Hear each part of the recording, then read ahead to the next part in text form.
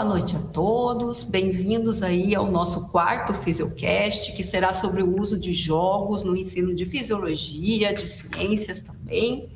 É uma iniciativa do projeto Fisiodivulgando, iniciativas didáticas para aproximar a fisiologia e a saúde da sociedade. O nosso projeto conta comigo, Ana Maria, coordenadora, nossa vice-coordenadora, a professora Maíra Vale, alguns membros de equipe, como as professoras Ana Lúcia Tarachuk, Anita Nishiyama, Fabiana Alves, Fabiola Jager, Marcelo Bernucci e Sandro Bonato, a técnica Débora Coutinho e diversos e importantes alunos aí da graduação de saúde. O nosso projeto ele existe desde 2020, ele contou com um questionário de demandas para a gente saber o que a comunidade gostaria de saber mais sobre fisiologia e saúde, e até em termos de quais iniciativas didáticas também seriam importantes, e é baseado nessas respostas que a gente tem as nossas iniciativas aí até agora. Tá? O projeto, então, ele tem algumas redes sociais que eu vou divulgar já agora no nosso chat aqui, e a gente vai contar, então, nesse Fisiocast de hoje, com uma rodada de perguntas e respostas, primeira, né? E depois a gente abre para maiores discussões aí, se a gente sentir que é importante.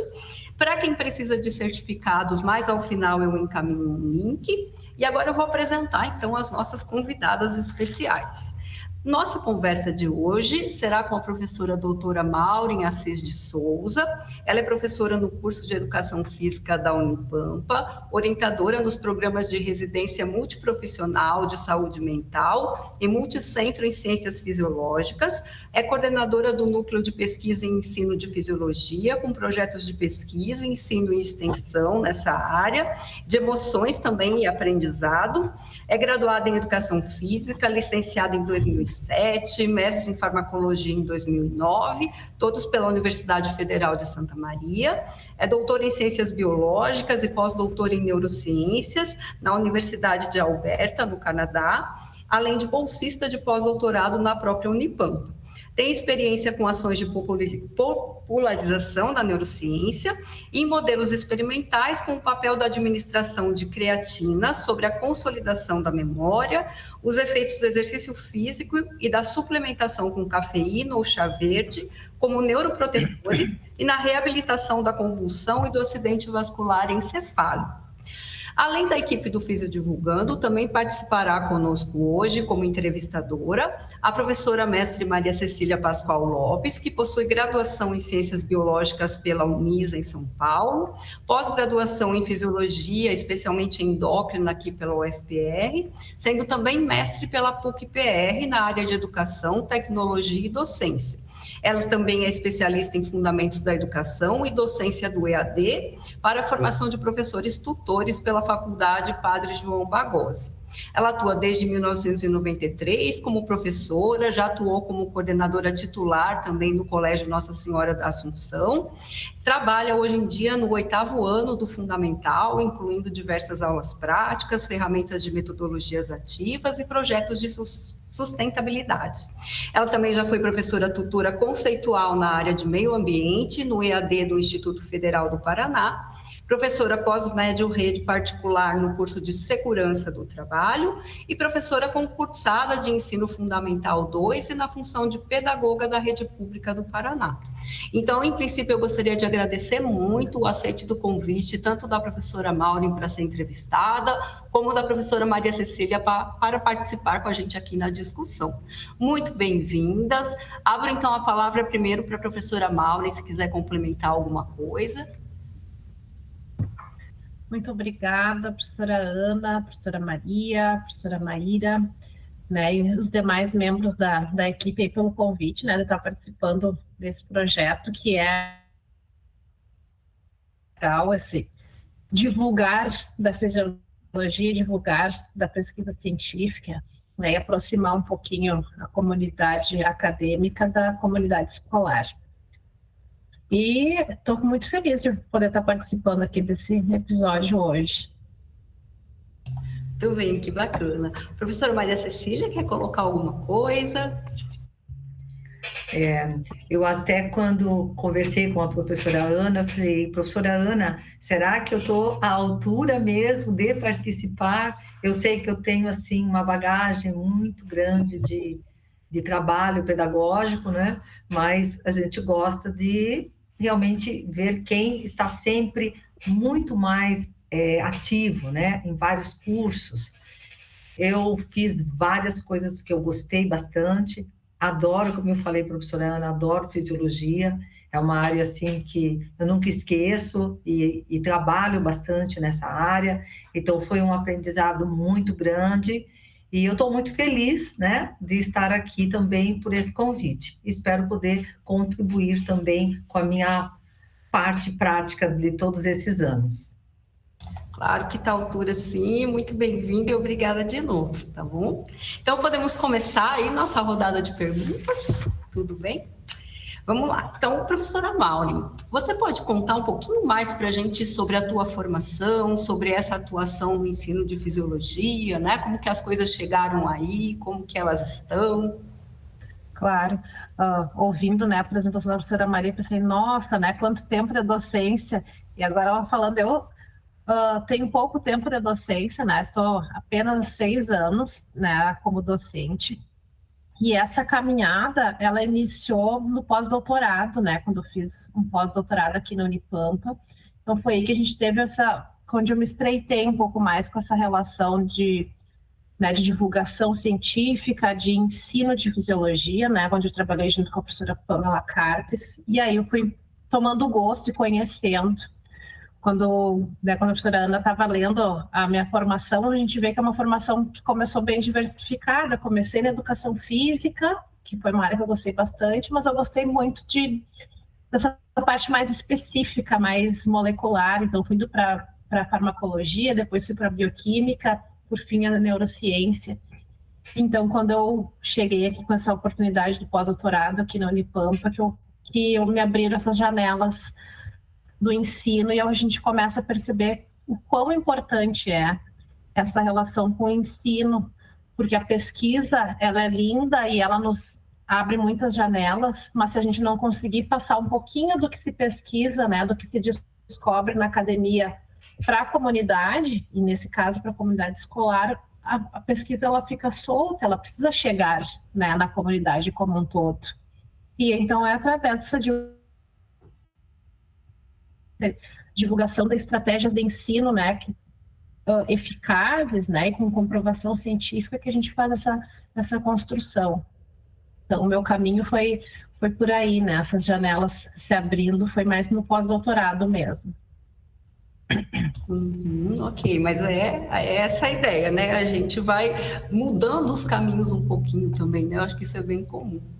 E como que você caracteriza essa aprendizagem, então, centrada no estudante, né? Em termos de fisiologia, essa metodologia mais ativa? Quais seriam as melhores formas de ensinar a fisiologia, na tua opinião? Eu acho que sempre é importante, né? A gente pensar em diferentes estratégias, né? Quando a gente consulta a literatura, inclusive a gente vê muito disso, que o diversificar a estratégia é importante. E é claro que a gente não tem como, quando a gente fala, né, a gente tem um universo inteiro dentro de uma sala de aula, alunos com diferentes habilidades, limitações e diferentes capacidades. Então, quando a gente fala em limitar estratégias, é justamente para que, de alguma forma, a gente consiga atender a cada um desses alunos, né?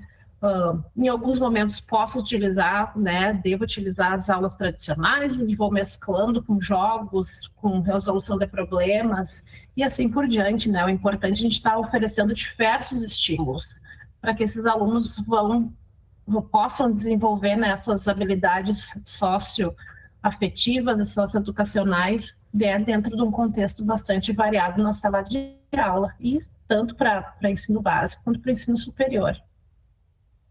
Muito bem, acho que então, professora Maria Cecília. Está por aí? Tá. Sim, Ana, só fechei aqui. Professora Maureen, né?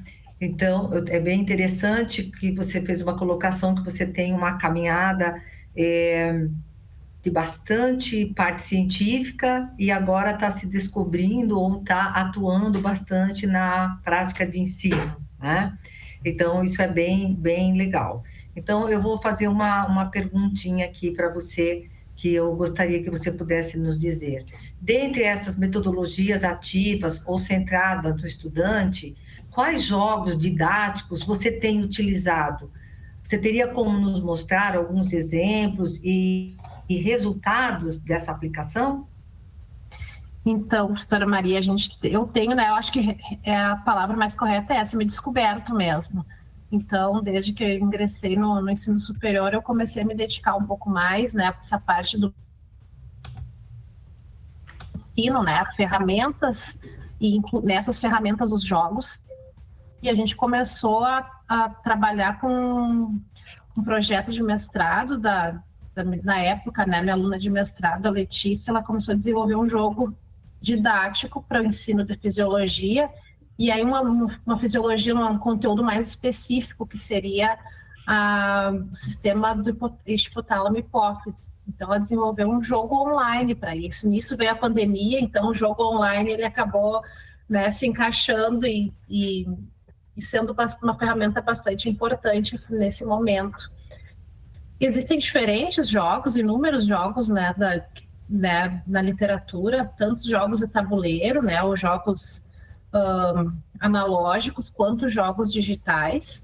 E a gente tem, né, ao longo desses anos, procurado, né, se aprofundar um pouquinho nesses jogos, desenvolvendo jogos, testando jogos, né.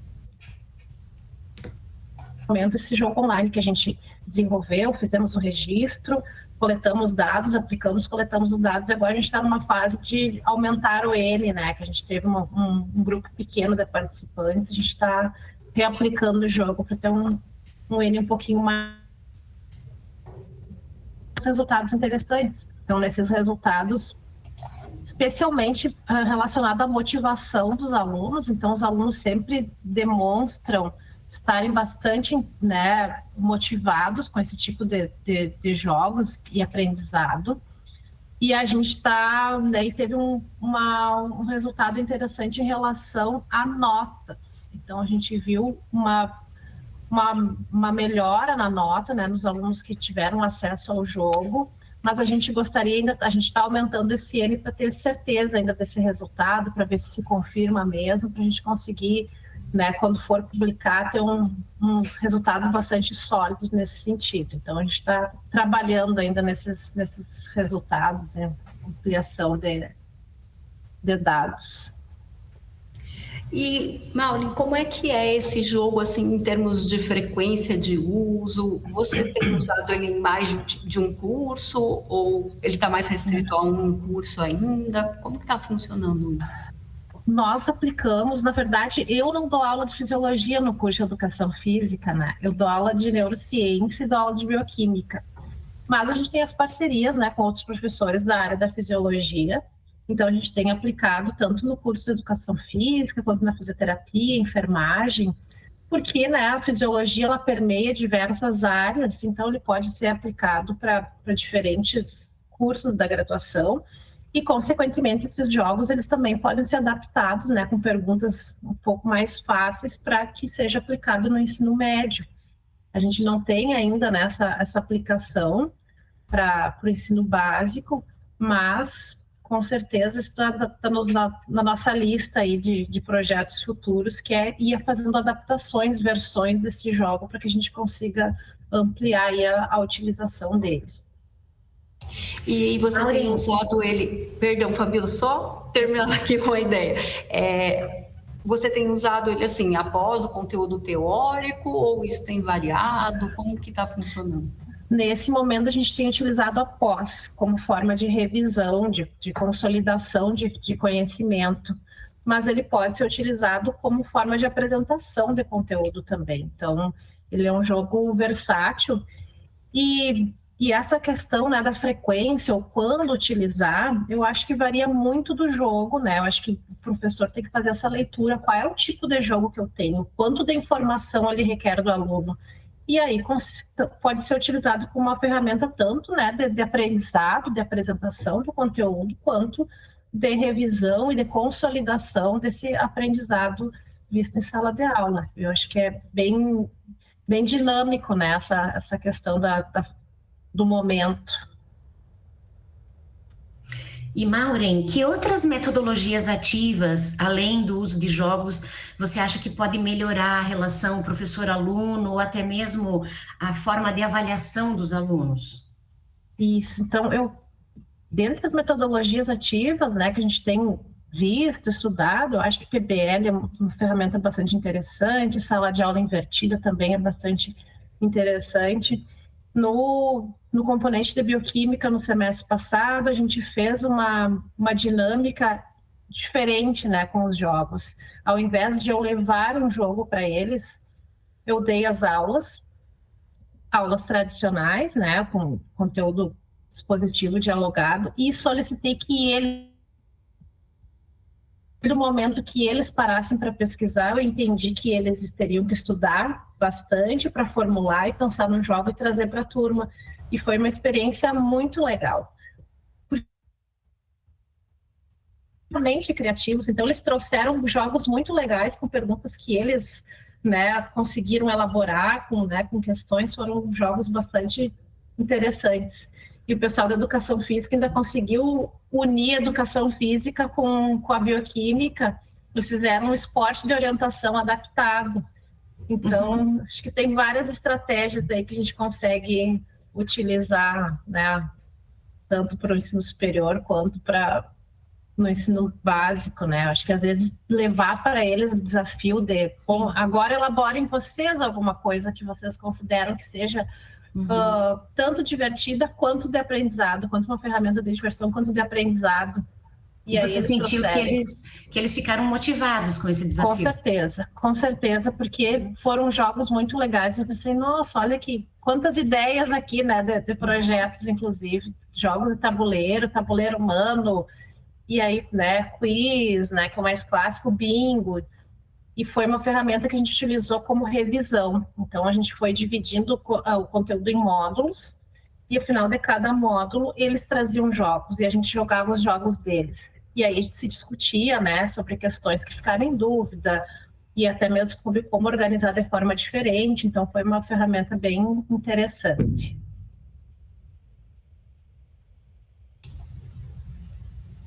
Não sei se eu posso complementar, professora Ana.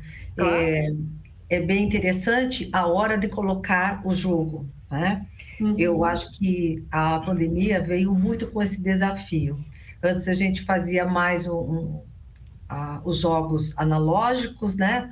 Porque estava com todos ali na sala, mas quando chegou a pandemia, a gente teve que buscar muito mais ferramentas para poder interagir com o aluno e, inclusive, trazer o aluno para fazer uma aula online, que esse foi um desafio muito grande. E eu trabalho mais com o ensino fundamental 2, que eles são ainda pré-adolescentes, a concentração deles tem que ser algo muito dinâmico, porque senão eles se dispersam muito rápido, né? Então, eu tive que ir em busca de muitas ferramentas, como trabalhar, inclusive o tabuleiro virtual, onde todos pudessem jogar, né? Porque era uma coisa que, para poder causar um pouco da competição, para que eles viessem para a aula, que eles prestassem atenção na aula, e a questão também de quando aplicar. Então, às vezes, eu lançava lá um Kahoot, né? Ou lá um Padlet para eles fazerem pesquisas, e eles irem colocando as coisas de acordo com o tema, eles tinham que ir buscando e colocando ali no Padlet, e todo mundo ia escrevendo. Então, isso era uma forma deles saberem que mesmo que eles não estavam próximos, mas eles estavam interagindo, né? E hoje ainda o uso dessa ferramenta, o Kahoot, nossa, dá que eu tenho que fechar a porta, porque eles gritam, eles vibram, eles trabalham em equipe, né? Isso que é interessante, e estão ali com um livro, estão com o celular fazendo pesquisa, e eles conseguem, assim, eles querem ganhar, eles querem... Então, com isso, eles vão em busca do conhecimento para conseguir um tempo mais curto, né, nas questões, para eles ficarem melhor no pódio. Então, a própria competitividade faz com que eles busquem bastante a informação para chegar ali. Então, eu acho que estimula, embora você trabalhe com maiores, no ensino médio também funciona, fica muito bom. Você falou que ainda vai fazer a aplicação desses jogos no ensino médio, né? Então, acho que vai ser bem interessante também o retorno disso. Sim, é verdade, né? Bem importante. Eu estava lembrando aqui que até essa semana eu fiz um Mentimeter ali também com os alunos aqui da graduação e eles também. Eu uma hora me distraí, ele, professora, você não projetou o resultado, quem ganhou? Imagina, né? A principal coisa eu esqueci. E a parte que eles ficam esperando. Exatamente. Muito bem. Acho que é a Fabiola, ou não, sou eu. Uma pergunta que a gente tem tido curiosidade, Maureen, não sei se você já teve contato e como é que está sendo isso por aí, é sobre esse chat novo, né, da inteligência artificial, ali o GPT ou outros. O que tem acontecido aí na Unipamp em relação a ele? Esse final de semestre foi me aventurar também, né, para entender um pouquinho o chat GPT, enfim, a gente está tendo um boom aí né, eu acho que popularização, na verdade, dessas ferramentas da inteligência artificial, que já vem, né, de muito tempo, mas agora acho que parece que nesse último ano é que elas deram um boom. E uma ferramenta interessante, né? A gente fica com o coração dividido, porque ao mesmo tempo que ela pode ser muito útil, ela pode ser um pouco perigosa, porque ela pode deixar, né, o aluno preguiçoso, né, porque ela dá uma resposta pronta muito fácil. Mas se for uma ferramenta, eu acho que e aí a gente tem que estudar um pouquinho mais, de que forma que essa ferramenta ela pode ser útil para o ensino, porque com certeza ela pode ser útil, desde que ela não coloque o aluno no modo automático, desde que o aluno não utilize dessa ferramenta para não precisar mais pensar e pesquisar.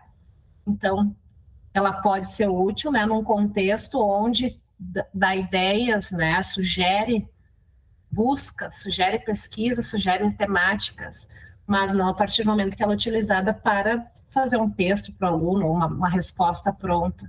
Então, e trabalhar isso com o aluno também, né, para que eles tenham consciência, talvez no ensino superior isso seja um pouquinho mais fácil na questão da consciência.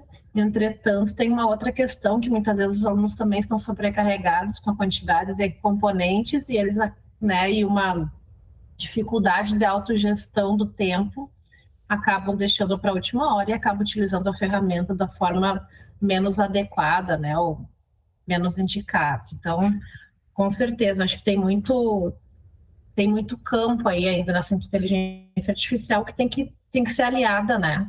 Assim como a gente já viu várias outras tecnologias aí durante a pandemia sendo aliadas nesse processo de ensino-aprendizagem, a gente tem que achar uma forma de utilizar essa inteligência artificial da mesma forma.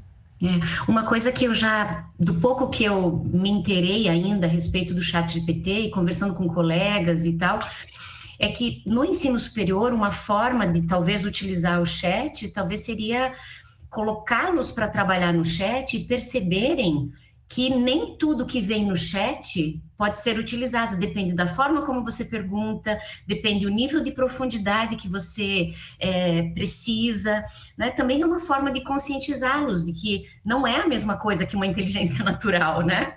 Realmente não é, mas enfim, é algo com que nós vamos ter que lidar. E daí, nesse sentido, Maureen, queria te perguntar, nós formamos futuros professores na pós-graduação, né? Mestres, doutores. Você acha importante introduzir na formação desses nossos novos professores essa capacidade de lidar com metodologias ativas? Você vive isso? O que você tem para falar para nós em relação a isso? Essa é uma questão que vem sendo abordada bastante, né? Tem a professora Gislaine, fez um trabalho, né, do formação pedagógica, né, na pós-graduação, e a gente vê que ainda é uma formação carente, né, a formação pedagógica. A formação científica é excelente, mas a formação pedagógica ela ainda está carente. E aqui na Unipampa, né, o nosso PPG que eu estou vinculado, do Centro em Ciências Fisiológicas, a gente tem uma componente que é justamente sobre o ensino de fisiologia, então onde traz essa questão da preparação também, né, da didática e pedagógica. mas ainda assim, como uma questão geral, ainda é uma questão bastante carente. Você leva os seus jogos para o pessoal da pós-graduação conhecer? Sim, quem ministra esse componente, né, no momento, é a professora Lidiane e a professora Pamela. Então, elas proporcionam diferentes metodologias para os alunos, né, para eles com jogos, PBL, enfim, outras metodologias e estratégias ativas com os alunos do mestrado e doutorado.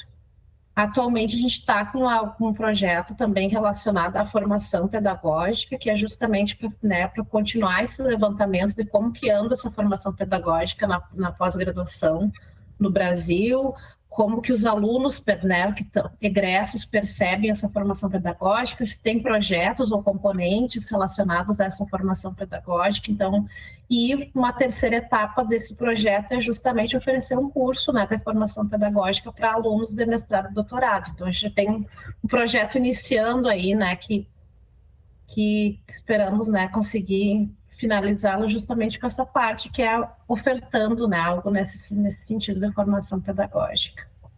Certo, aqui na fisiologia da UFPR a gente percebe, quando a gente toca nesse tema com os pós-graduandos, né, que eles ficam muito animados e até ávidos por receberem novos direcionamentos, porque eles vão entrar no mercado de trabalho e vão se deparar com muito mais dificuldades do que nós nos deparamos, né?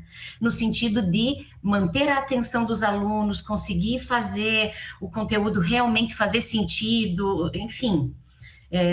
De fato, eu acho que é um compromisso nosso, uma obrigação nossa enquanto professores de hoje, né? Preparando a próxima geração mesmo. Eu não sei se eu posso aqui também contribuir. Por muitos anos já na área, o que eu vejo também o desafio, né? Realmente saímos da graduação com toda a parte científica toda certinha, mas quando nós nos deparamos numa sala de aula com faixas etárias bastante diferentes, como atrair esse aluno, né? Porque hoje a competição dentro de uma sala de aula com um celular, com outras coisas que tem, né?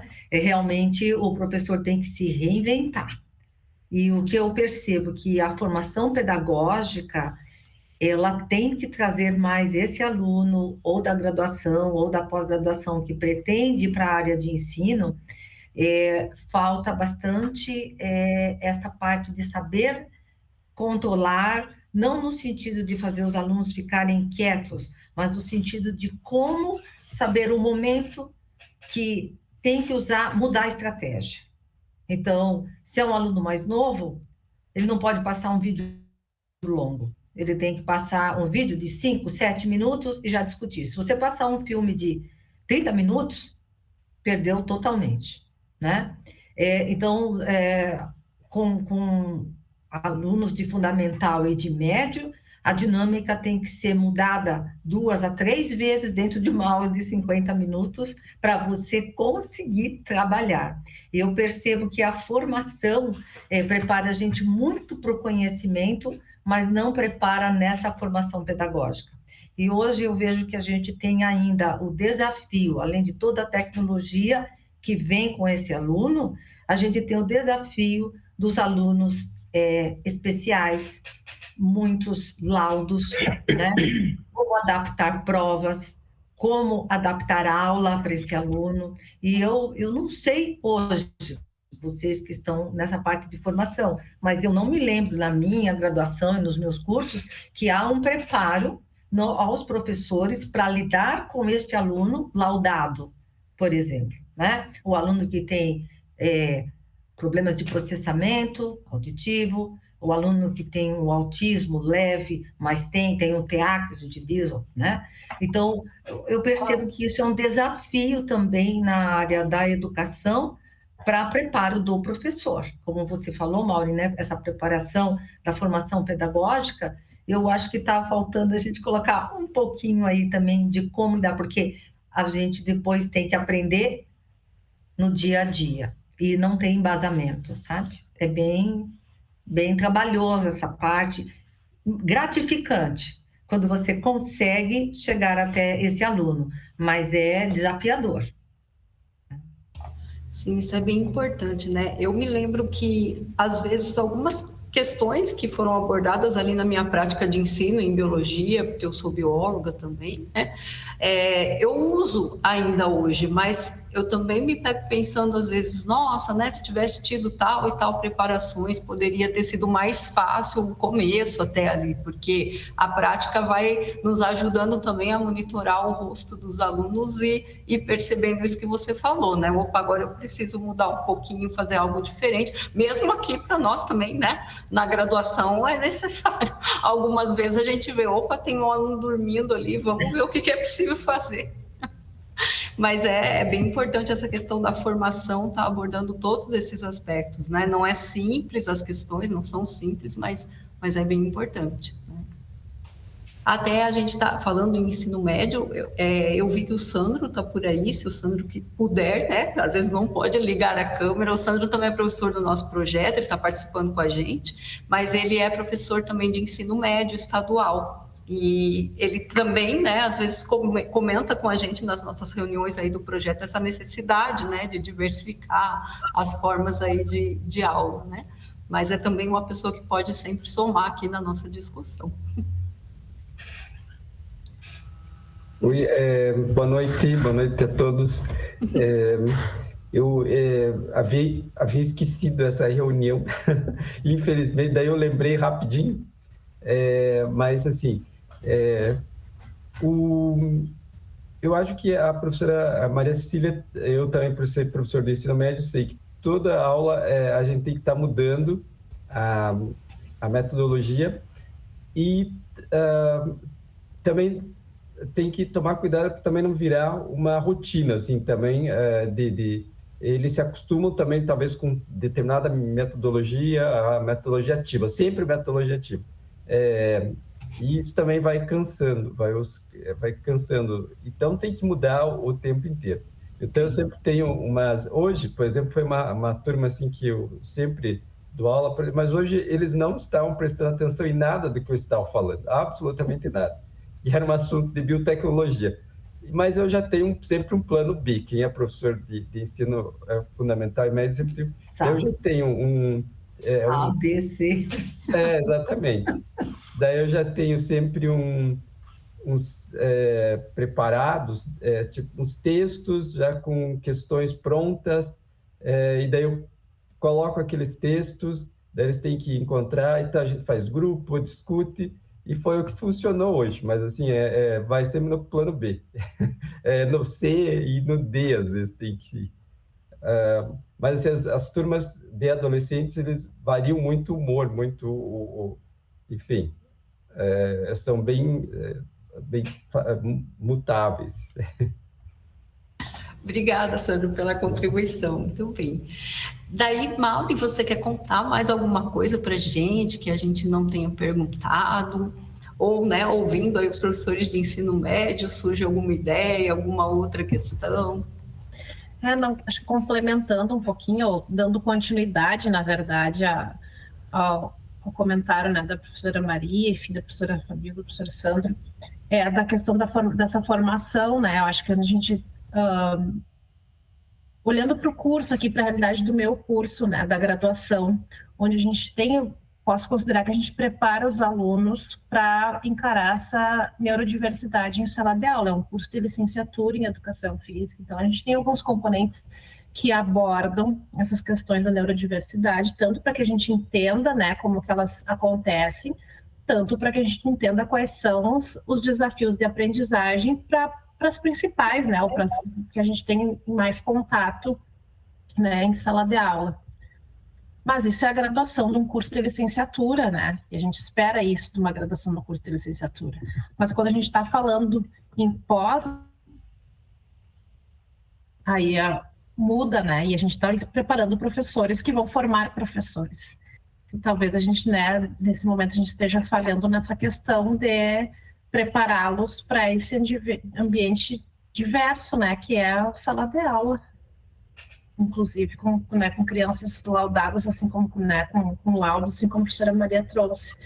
Então, acho que antes aí de refletir. E em relação ao trabalho, assim, agora a gente tem trabalhado em uma outra linha, né, que é uma continuidade desses jogos, que é valorizando bastante as emoções desse processo de ensino-aprendizagem. Então,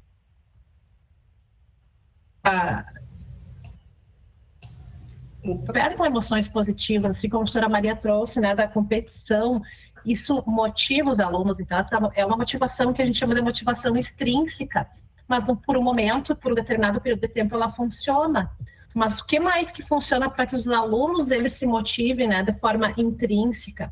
Então, a gente tem procurado fazer trabalhos, né, para entender um pouquinho mais essas emoções, essa relação das emoções com o aprendizado, que metodologias que favorecem as emoções positivas, né, e essa autorregulação da aprendizagem. Então, são coisas importantes também, né, para a gente pensar nesse universo tão complexo e rico que é a sala de aula, que é o processo de ensino-aprendizado. Eu digo que sala de aula... Dá aí algumas ferramentas para entender um pouquinho.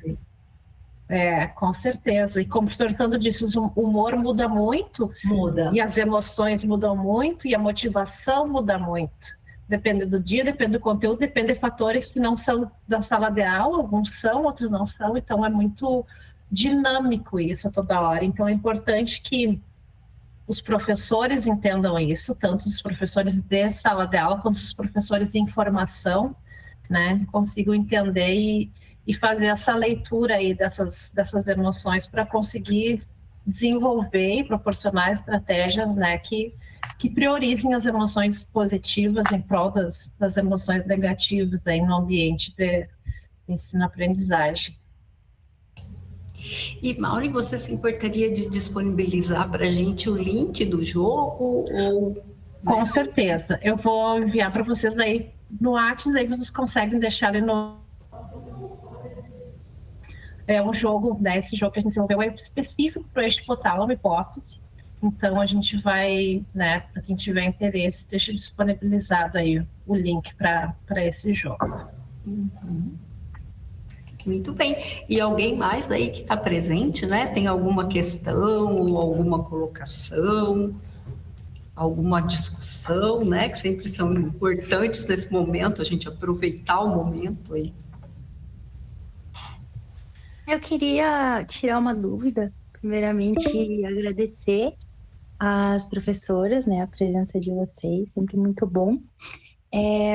Quanto à questão, por exemplo, vocês estavam falando da atenção dos alunos, principalmente ali do ensino médio, ou até mesmo na universidade, como que a gente poderia agregar o uso, por exemplo, dos aparelhos eletrônicos, do celular, que a gente vê que às vezes é uma problemática na sala de aula, né? Então, como vocês têm alguma ideia, assim, de como agregar o uso, por exemplo, do celular ou de um tablet durante a aula? Porque parece que vai chamar a atenção do aluno, né? Poder usar ali o celular, mas de que estratégia poderia fazer? Bom, começando, né? Eu acho que várias ferramentas já têm sido utilizadas, né? O Kahoot, Mentimeter, já são ferramentas interessantes para ser utilizadas, né? Que podem ser usadas com celular ou com tablet, mas ter momentos onde os alunos possam pesquisar, né? Tipo, lançar uma pergunta e, né, dar algum tempo, 2, 3, 5 minutos para que os alunos consigam encontrar uma resposta, fazer essa pesquisa, encontrar um artigo sobre determinado tema, determinado assunto, discutir entre eles e aí trazer. É o momento até de quebrar um pouquinho, né, o ritmo da aula, né, especialmente quando os alunos estão um pouquinho dispersos. Eu acho que deve ter esse momento de usar o celular, de utilizar como ferramenta de pesquisa nesse momento, acho que é sempre bem importante. E aí, mais uma vez, também entra a questão da leitura dos professores, né, que qual é o momento de aplicar isso, né? Com certeza é o momento que os alunos estão querendo distrair, né, ou estão querendo se dispersar um pouquinho, a gente chama eles, né, fazendo essa utilização aí da tecnologia como aliada, né, nesse processo. Aqui na UFPR nós temos... Aí concorda. Perdão. O Fabio, enfim. Eu ia dizer que aqui na UFPR a gente tem toda a biblioteca, né, com todos os livros disponíveis na internet. Os alunos hoje dificilmente têm um livro físico para estudar, acessam gratuitamente via plataforma da universidade, né? Então, também não deixa de ser um mecanismo que pode eventualmente ser usado em sala de aula, falando então da graduação, né, do ensino superior, por conta dessa disponibilidade de livros online, né? Também é uma forma, Bia, respondendo também, né, contribuindo um pouquinho, também é uma forma de tentar utilizar a atenção deles para uma tela que seja para o assunto da aula. Se me permite também, só complementando, geralmente o material adotado hoje também estimula também que o aluno faça uso do celular, onde eles colocam, por exemplo, um tema e colocam uma curiosidade, colocam um QR Code. Então, eles têm que ir para o QR Code para fazer aquela leitura, né? E como a professora Mauri falou também, os jogos, né? Sempre é necessário também que eles façam uso do celular, e se alguém não veio com o celular, não tem problema, eles jogam em equipe, montam lá 3, 4 juntos e fazem e participam do jogo, né? Eles sempre se dividem ali para poder todos jogarem, né? Então, o celular é bem-vindo, né? Quando você entra na sala, eles ainda estão na troca de professores, aí eles estão com o celular mesmo, eles estão jogando, eles estão fazendo coisas deles. Mas a partir do momento, aí, enquanto você está preparando para a chamada, preparando as coisas, eles já sabem. Aí eu digo assim, não, agora o celular, por momento, não vamos usar. E guardam tranquilo o celular. A hora que é o momento, usamos o celular. Não é toda aula que vai usar, né? Mas quando é necessário, eles podem sim fazer uso. Obrigada, Posso... Obrigada, Bia, pela pergunta. Foi importante, né? Porque hoje em dia realmente não falta celular na sala de aula. Não adianta falar. Diga, Sandro, pode falar. Então, eu só queria contribuir que eu uso, comecei a usar também para ensiná-los solto uma pergunta ou uma pesquisa para ensiná-los a procurar fontes confiáveis. Porque Sim. Aluno do ensino médio ou do fundamental, eles pegam, eu digita lá alguma pergunta, eles pegam a primeira coisa que o Google, a primeiro site lá do Google eles pegam. Normalmente e daí você já começa, Wikipédia, né? Daí você já começa a falar de fontes confiáveis. Então, daí você já leva eles para o Google Acadêmico, daí você já fala que no Google Acadêmico são fontes mais confiáveis, porque já passaram por um revisor, enfim, é interessante. E eu sempre começo assim, eu passo umas questões e eu levo o livro e deixo eles pesquisarem no celular. Eu falo, compare a resposta que está no livro, compare com a do celular. Está igual? Está melhor? Está pior? Ah, não tem nada a ver? Então vamos procurar, que o livro já foi revisado, tem uma fonte mais confiável. Então, não é errado pesquisar no Google, porque eles têm mania de achar que é errado. Digo, não é errado, desde que você saiba a fonte aonde você vai fazer a pesquisa. Então, eu uso bastante para eles irem acostumando a pegar fontes confiáveis. Com certeza. Sim, é bem importante. E até na graduação, pelo menos mais no início, né? É importante reforçar essa questão também, porque às vezes vem respostas ali de sites, né? Eu, como a Mauri, que também dou aula para educação física, eu falo para eles, não pode pesquisar em site de academia, né? Nada contra as academias, elas são excelentes, né? Mas às vezes aquele site já pegou de outro site, aquilo vai meio vir perpetuado e nem sempre está da maneira mais correta possível também. Então, muito bem. Mais alguém gostaria de participar? Alguma pergunta? Vamos tranquilos. Eu achei interessante como, só complementando, os alunos cansam-se de só a gente fazer a aula também.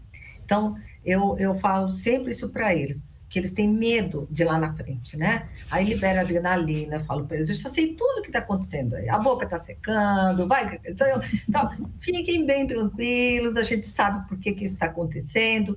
E aí eu estava dando um tema, sistema endócrino, falei, quer saber? Grupo vai pesquisar tal glândula, tal glândula, tal glândula, e aí, vamos ver o que vocês me apresentam amanhã. Quem quiser pode usar um multimídia, pode trazer slides, lembrem da fonte, né? Porque eles pegam, eles também não lembram de onde que tiraram, então eu sempre digo para eles que tem que colocar, né? E vamos jogar a ideia.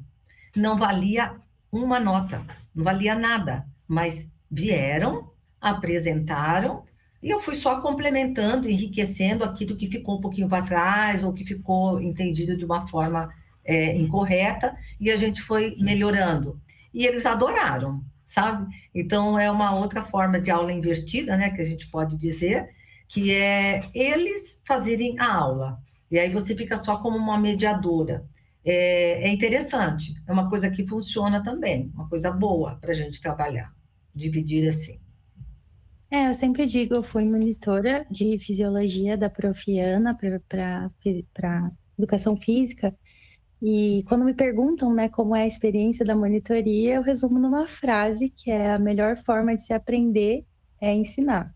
Com certeza, porque quando você tem que ensinar, você tem que apresentar um trabalho, você acaba pesquisando muito mais a fundo, né? Então, eu acho que é bem importante mesmo essa parte da aula invertida, como vocês falaram, dessas metodologias diferentes que muitos professores, até por conta do que vocês comentaram, de não ter ali na especialização, no curso, não terem essas ferramentas, que às vezes a gente queria muito poder usar, né? Eu digo como aluna de graduação, mas que infelizmente fica só naquela metodologia antiga de quadro, giz e aula expositiva, né?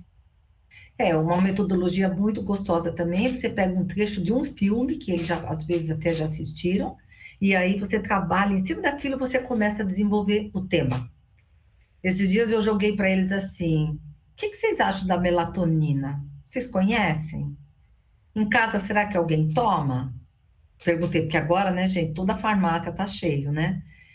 E aí, esse cortisol, falei assim para eles: o que é isso para vocês? Então, eu falei assim: ó, próxima semana, vamos ver o que vocês acharam sobre esses dois hormônios, falei para eles, né? E aí, fizemos todo o trabalho do balanço, né? Muitos leram, não entenderam, muitos conseguiram explicar, mas aí eu jogo muita questão desafiadora.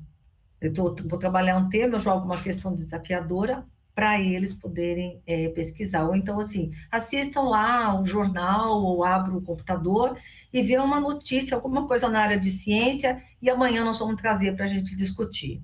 Perde-se um bom tempo, né, para você explicar sobre aquilo que ele pesquisou, tudo, mas enriquece, porque você responde aquilo que o aluno se ateve para depois trazer para a sala de aula. São todas formas que você vai usando de diferentes maneiras na sala com eles. Sim, né? Bem importante mesmo. A gente teve até um Fisiocast, o segundo Fisiocast desse ano, né? Com o professor Gabriel ali, que faz uso das séries de TV também, né? É uma especialidade dele ali, que ele já fez uso de várias séries médicas, principalmente para ensinar fisiologia. Eu cheguei a passar, tudo é muito legal. A gente só falou para ele: nossa, como é que você consegue saber tudo que acontece nessas séries? Eu e a Fabiola aqui, a gente estava meio preocupada com isso, porque a gente não consegue acompanhar tantas, né? Mas... o Grey's Anatomy aparecia um monte. Aí, tá vendo? Muito bem. Então, se ninguém mais quiser trazer alguma contribuição, Mauri, você quer comentar alguma coisa por fim? Agradecer mais uma vez, então, a oportunidade de estar aqui trocando, né? Acho que é sempre uma troca das experiências, né? Da professora Maria, do professor Sandro, né? E as perguntas, acho que sempre fazem a gente refletir um pouquinho mais sobre o trabalho da gente. Então, agradecer essa oportunidade. Foi muito bom. Obrigada. Nós que agradecemos, né, a professora Mauri, a participação muito importante, né, da professora Maria Cecília, que no começo ficou, né, ensaiando se aceitava meu convite ou não, mas olha aí que participação importante, né, foi bem bacana. Agradecer ao Sandro, que trouxe, né, ideias, a Bia, que trouxe perguntas, a Fabiola, que está sempre aqui com a gente, né, fazendo a parte também das entrevistas. E agradecer a todos que vieram hoje, né, que estão presentes. A gente deve ter um próximo Fisiocast em breve aí no dia 12 de setembro, depois eu confirmo certinho o horário, né, data, tema. E a gente está um pouquinho atrasado aí em atualizar o nosso canal ali com as gravações, mas assim que possível esse aqui também, né, vai ser disponibilizado ali no canal, ok? Então, muito obrigada a todos e todas, né, pela presença, as convidadas em especial, e uma boa noite. Boa noite, parabéns para vocês que inovam e inspiram a gente a inovar também. Meus parabéns. Muito obrigada pelo convite. Obrigada também. Muito obrigada.